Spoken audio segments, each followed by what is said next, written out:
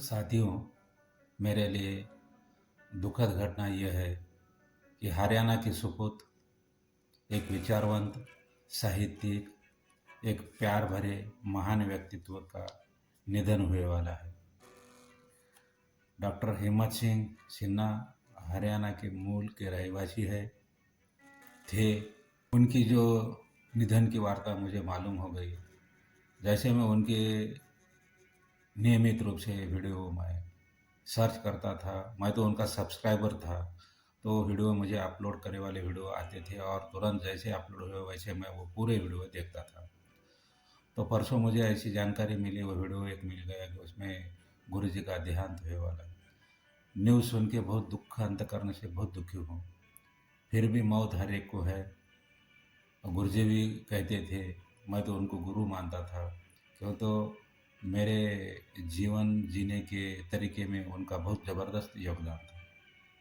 मैंने आज तक कोई वीडियो बना के किसी के बारे में कुछ नहीं कहा, लेकिन मुझे रह ना सका, इसलिए मेरे दिल के अंदर की जो बात है वो शायद कह देना। ऐसे महान व्यक्ति के बारे में जिनसे प्रेरणा लेके हमने जीने की कोशिश करे वाले, और वो आज अचानक हमसे चले गए वाले हैं, उनके बारे में कृतज्ञता बताना मेरा भी फर्ज है, कर्तव्य है। डॉक्टर हिम्मत सिंह सिन्हा जी का मैं एक अनुयायी हूँ। मैं उनके विचार को फॉलो करने वाला हूँ और सच्चे दिल से मैं उनके हर विचार को पढ़ता था, सुनता था। पहले मैं कोई किताब नहीं पढ़ता था, कोई साहित्य नहीं पढ़ता था, लेकिन जब उनके प्रवचन या कुछ साहित्य क्या रहता है, पढ़ने के बाद आदमी किस ढंग से अपना जी लेता है, मनुष्य का धर्म क्या है, हर उन्हें धर्म के बारे में ये कहते थे कि हर एक का धर्म अलग-अलग है। कुत्ते का एक धर्म अलग है, काटना, या सिंह का अलग है, मनुष्य का धर्म अलग है। मनुष्य का धर्म उन्हें ये बताया वाला है कि भाई अपने से अपन किसी को तकलीफ़ नहीं देना और अपने से किसी को तकलीफ़ नहीं होना। अपन अपने ही ढंग से जीना और किसी को अपने से किसी का नुकसान नहीं होना, ये बताते थे। उनका साहित्य बहुत ज़बरदस्त था। उनका मुझे सबसे ज़्यादा पसंद ये थे कि उनका रहन-सहन बहुत सिंपल था। और मैं जैसे ही उनकी वीडियो देखता था, मेरे ख़्याल से उनके बहुत कुछ वीडियो मैं देखे, और पूरे वीडियो उनके खाली एक ही जगह पे है। वो अपना उनका एक कमरा है, वो कमरे में कुछ पीछे लाइब्रेरी है, सामने एक पलंग है, पलंग पे वो बैठते थे। साइड में पीछे कुछ ग्रंथालय या किताबें रहते थे, और वो एक कपाट के साइड में कुछ तो एक दवा की 1-2 बॉटल रहती थी हमेशा के लिए, और एक पानी का एक लोटा रहता था, और सामने वाले एक साइड में बैठे वाले रहते थे। शायद वो कोई पत्रकार होंगे या उनके कोई रिश्तेदार होंगे या कोई एक तरुण व्यक्ति होगा, वो क्वेश्चन पूछते थे और वो क्वेश्चन के बाद फिर एक वीडियो उन्हें बनाते थे। वो जगह उन्हें कोई ऐसी सोफिस्टिकेटेड कोई चीज़ नहीं थी, कोई ऐसा एक ऑफ़िस के लिए खर्चा करे वाला नहीं था। सादे उनका रहन-सहन सादा था, वो हिसाब से वो रहते थे, करते थे। उनके जो साहित्य थे तो मैं जो उन्हें उनके जो साहित्य है, कबीर पे उन्हें बोले वाला है। उसके बाद भगवद गीता पे उन्हें बहुत कुछ बोले वाला है, रामायण पे कुछ बहुत कुछ बोले वाला है, सुंदरकांड उसको महाभारत पे उन्हें बोले, कृष्ण पे तो बहुत उन्हें बोल रहे हैं, तमोगुण, रजोगुण, तमोगुण और सत्वगुण के बारे में उन्हें बोल रहे हैं, सुकरात पे उन्हें बोले वाला है, चार्वाक नीति, भारतीय दर्शन, दर्शन क्या है, भारतीय नीति शास्त्र क्या है, उसके बारे में उन्हें बहुत कुछ बोले वाले हैं। उन्हें खुद ही किताब लिखने वाली है। हालाँकि वो किताब तो मैंने पढ़ी नहीं, लेकिन उसमें उनका उन्हें उन्हें एक वीडियो में उनका सार बताया था, कम्युनिज़्म एंड गीता दोनों को कंपेयर करके बोलते। और उन्हें कुरुक्षेत्र का जो ये जो है, कुरुक्षेत्र को उन्हें धर्म क्षेत्र कहे वाले हैं। ये कोई लड़ाई का मैदान नहीं था, वो धर्म रक्षण के लिए वो जो लड़ाई युद्ध हुए वाला है महाभारत में का, तो उन्हें उनके बारे में वो कुरुक्षेत्र के बारे में 1 घंटे की उनकी अलग से स्पीच थी। उन्हें हर विषय पे करे वाले हैं, सब्जेक्ट पे करे वाले हैं। उन्हें चारवाक पे बोले, सुकरात पे बोले वाले, मीरा पे बोले वाले हैं, कबीर के बारे में कुछ बहुत कुछ बोले वाला है, जैन धर्म के बारे में बोल रहा है। बोलो हर धर्म क्या है, हर धर्म का निचोड़ उन्हें अपने वो ढंग से उन्हें बताया वाले हो। उनकी बात जो रहती थी वो बहुत बेबाक से रखते थे, बहुत मितभाषी थे, कोई ऐसी आक्रामक शैली नहीं थी। वो अपनी बात जो है, अपने विचार जो है पटाने के लिए उनके ढंग बहुत थे, तो वो उनका एक बार सुन लिया तो आदमी एक एक वो तत्काल वो उसकी थिंकिंग बदल जाती थी। उन्हें जो गीता के जो 2-4 श्लोक है, धर्मो रक्षति रक्षति, वो बहुत ज़बरदस्त है। कर्मण्येवाधिकारस्ते मा फलेषु कदाचन है, वो जो उनका श्लोक है, श्लोक के बारे में उन्हें बोले। एक श्लोक पे उन्हें 10-10 मिनट का प्रवचन देने वाले हैं। तो गीता क्या है, कृष्ण क्या है, युद्ध कैसा करना है, कृष्ण का तो उन्हें कृष्ण कितने व्यवहारिक थे उसके बारे में उन्हें बोले वाले।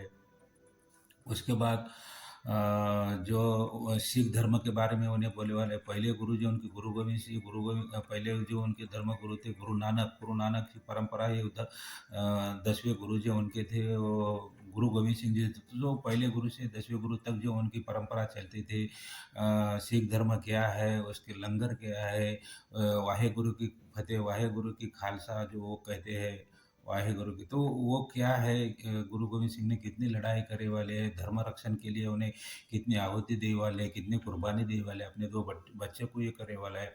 और उनका कहना ये था कि अगर समझो सिख धर्म नहीं था, गुरु गोविंद सिंह नहीं थे, तो अपना हिंदू धर्म टिकना बहुत मुश्किल था।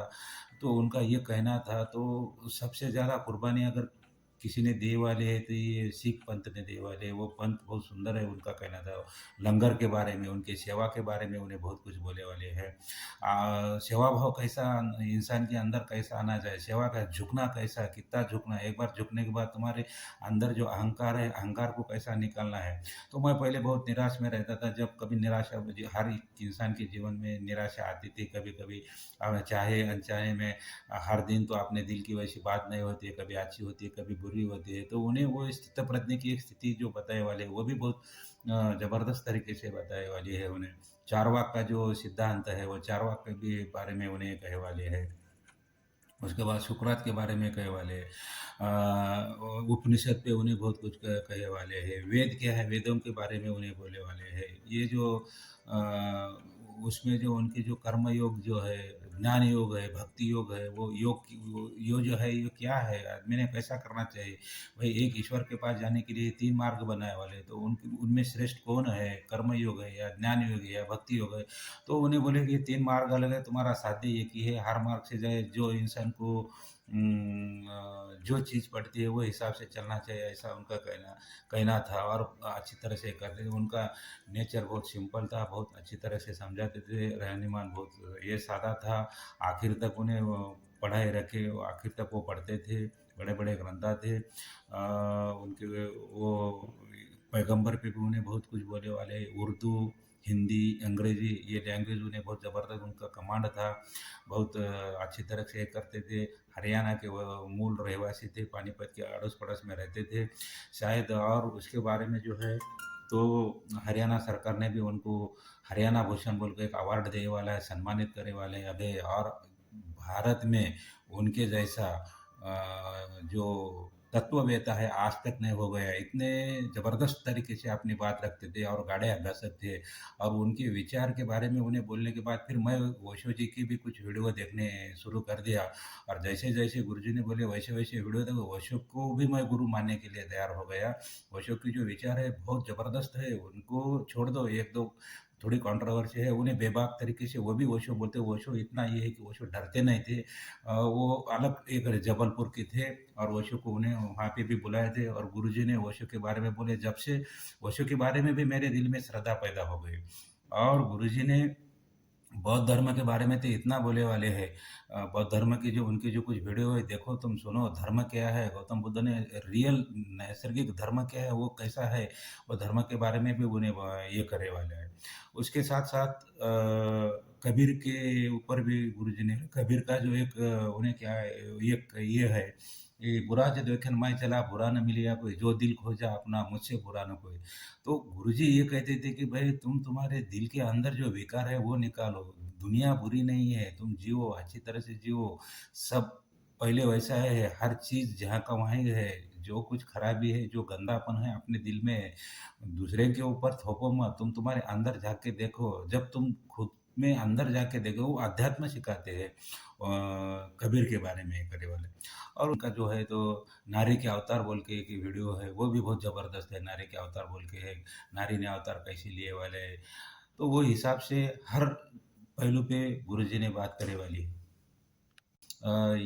मेरे दिल में ये था कि आखिर में कभी ना कभी तो एक बार तो उनको कभी योग आया तो मिलना चाहिए, ऐसा मेरे दिल में था। एक बार प्रत्यक्ष जाके उनका दर्शन लेना ऐसे मेरे दिल में था। और वैसा योग भी आया था।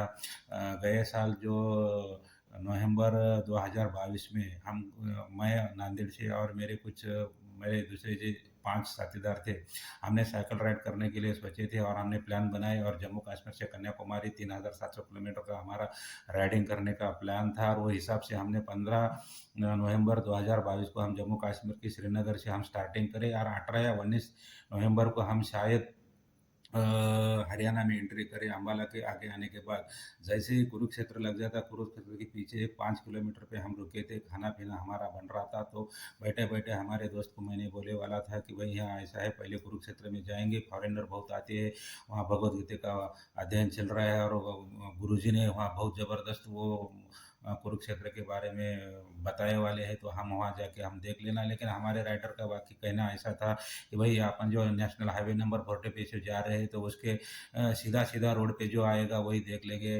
अंदर 5 किलोमीटर गए, फिर 5 किलोमीटर आ जाना, वहाँ टाइम जाता है, फिर इसलिए हमारा दिन का शेड्यूल खराब हो जाता है। इसलिए उन्हें थोड़ा नकारात्मक दृष्टिकोण था, इसलिए थोड़ा वाद-वितंड पहले से होए वाला। मैंने भी उनको कहा था कि यहाँ तक आए वाले हैं, तो अपन ऐसे ऐतिहासिक स्थलों का दर्शन नहीं करेंगे, तो फिर राइडिंग का मतलब नहीं है बोल के फिर वाद ज़्यादा बढ़ना नहीं बोल के फिर मैंने भी वो विषय छोड़ दिया।